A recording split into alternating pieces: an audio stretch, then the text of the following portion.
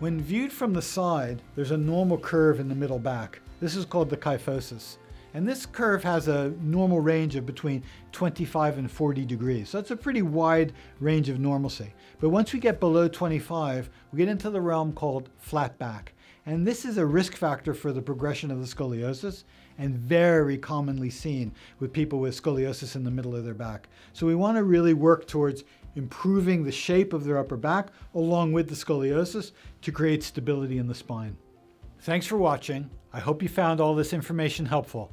Please subscribe if you'd like to have more information about scoliosis, and don't forget to hit the bell. That'll alert you whenever we publish new information. And if you've got any questions, write them in the comments field, and I'm going to make sure to address them in a future video. Thanks for watching.